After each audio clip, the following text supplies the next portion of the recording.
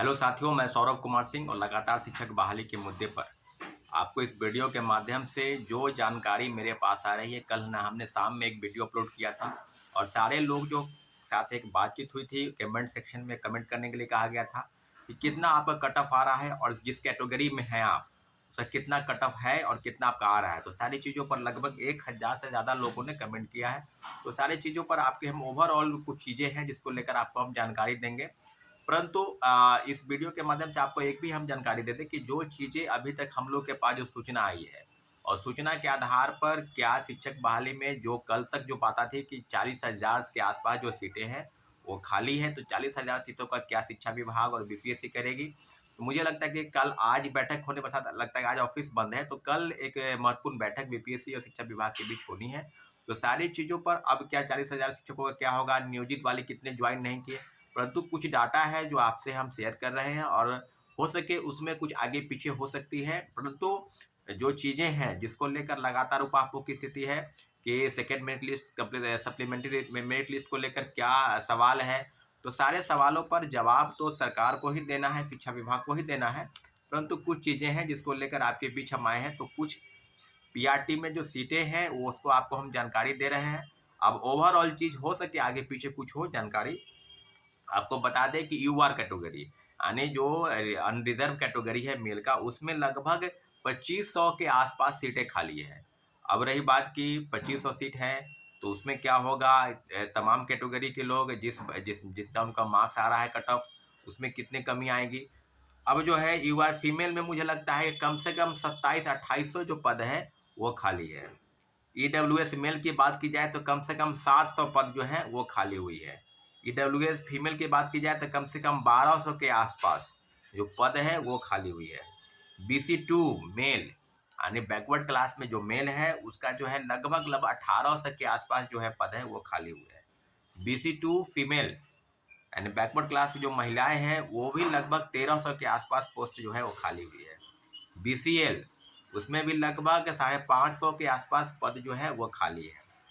अगर EBC extremely backward class की अगर मेल की बात की जाए तो बहुत ज़्यादा पद है इसमें खाली हैं, वो लगभग 3300 के आसपास। यानी आप समझ सकते हैं कि अत्यंत पिछड़ा वर्ग के जो मेल है कैंडिडेट उसकी संख्या लगभग 3260।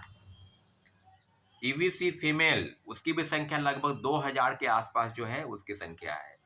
आप अनुसूचित जाति में अगर पुरुष वर्ग की बात करेंगे तो लगभग 2000 के आसपास पद जो है खाली है और अनुसूचित जनजाति में फीमेल उसकी भी संख्या जो है वो है लगभग 500 के आसपास खाली है। तो ओवरऑल अगर कहा जाए तो मुझे लगता है कि जो ओवरऑल डाटा जो है वो अगर 40,000 के आसपास है तो शिक्षा विभाग और बीपीएससी की बैठक में ये तय होगा कि नियोजित वाले को इसमें जोड़ के बताना है, क्योंकि कई हजार नियोजित शिक्षक हैं जिनको लगातार अल्टीमेटम दिया जा रहा था, लगातार सरकार की तरफ से पत्र दिया जा रहा था कि आप ज्वाइन करें, परंतु वो ज्वाइन नहीं कर रहे थे। ओवरऑल 25 तारीख तक लास्ट डेट था, वो ज्वाइन नहीं किए। कई लोगों के पास मेरे पास फ़ोन आता है कि हम रेलवे में एम्प्लॉय हैं, हमको एनओसी लेने में समय लगा, हम ज्वाइन नहीं किए। कई लोग बैंकिंग सेक्टर में हैं, कई लोग किसी प्राइवेट सेक्टर में अच्छे-अच्छे पदों पर हैं, वो लोग भी बिहार आकर शिक्षक बनना चाहते हैं, तो उनके लिए भी वही बाध्यता थी कम से कम 1 महीना। तो यहाँ तो रिज़ल्ट निकला और अगले ही 2 दिन के बाद ट्रेनिंग में भेज दिया गया। तो अगर आपको किसी विभाग में काम करते हैं, चाहे वो सार्वजनिक रूप से हो, चाहे प्राइवेट सेक्टर हो, तो सब जगहों से आने के लिए कम से कम आपको एनओसी लेना है, उस डिपार्टमेंट से, उस विभाग से, तो कम से कम उसमें समय लगता है। तो सारी चीज़ों पर जो अवगत आपको करा दें उसमें कि कम से कम 1 महीना का समय। और यहाँ पे ये है कमेंट सेक्शन कम से कम 1000 से ज़्यादा लोगों ने कमेंट किया है, कल आपको बता दें। कई लोग बता रहे हैं कि सेकेंड मेरिट लिस्ट जारी होनी चाहिए, 40,000 खाली हुआ है, सीट जल्दी रिजर्व करें, सीट बचाने के फिराक में है, आंदोलन शुरू किया जाए। हाँ, सभी दिव्यांग कोटा के लिए छात्रों को आंदोलन में रहना चाहिए। आपको बता दें कि दिव्यांग के साथियों के साथ हम लोग ने भी प्रोटेस्ट किया था, उनका कट ऑफ न पता था, न मार्क्स जारी किया गया था। तो सारी चीज़ों पर ये आया है, सेकेंड मेरिट जारी होनी चाहिए। नियोजित के 3 बार फेल होने पर उनके बर्खास्त करने का आधा नियम बिल्कुल सही है कि बिहार विशिष्ट नियमावली के तहत उनका है, नियम है। कोई अमर राज बता रहे हैं कि नियोजित वाले को है, अगर आप पास 3 बार में नहीं करते हैं तो आप उस जिस सेवा में हैं उस सेवा से आपको सेवा मुक्त किया जाएगा, यही नियम है। दूसरा है कि 2-4 नंबर से जिसका छूट रहा है मौका मिलना चाहिए या नहीं मिलना चाहिए, या उसका कोर्ट के सहारा, आप कोर्ट जाएंगे ये आपका फैसला होगा। लेकिन मुझे लगता है कि अगर संख्या 20,000 के आसपास होगी तो 4-5 नंबर तक वाले जो है वो आ सकते हैं। सप्लीमेंट्री रिजल्ट का चोरी नहीं होना चाहिए। सेकेंड मेडलिस्ट बाय 20,000 प्लस है, बिल्कुल सही है। दिसंबर फर्स्ट वीक में सेकेंड मेडलिस्ट आना चाहिए सर जी। आपको बता दें कि अगर 30 तक अगर सारे डाटा आ जाए, जैसे कि आपको हम बताएं ओवरऑल डाटा जो अभी आपको हम बताएं विभिन्न कैटेगरी का, तो डाटा हो सके उसमें बढ़े या कमे, लेकिन ओवरऑल डाटा जो पीआरटी को लेकर है 1 to 5 में, उसमें डाटा लगभग वही रहेगा। अभी जो चीज़ें हैं कि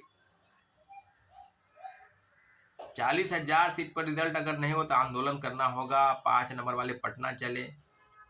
ठीक है भाई, आप कीजिए। आंकड़ों का खेल चल रहा है। ओबीसी मेल में 57 है कंप्यूटर साइंस। ये कोई बंटी जी हैं, उनका डेट ऑफ बर्थ 2/1/98 है। उनका कहना है कि मेरा होगा या नहीं होगा।